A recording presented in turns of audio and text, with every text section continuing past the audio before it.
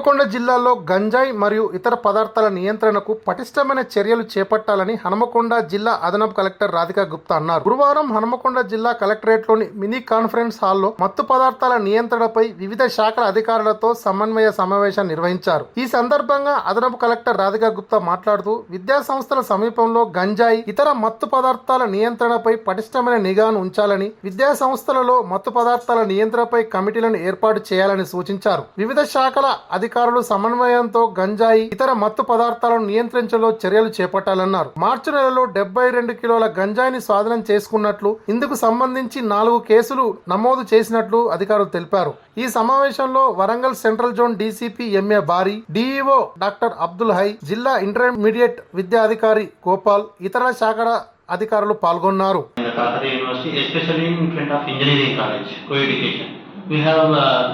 Two times we wrote a letter to address the issue, and also we have addressed to the local police.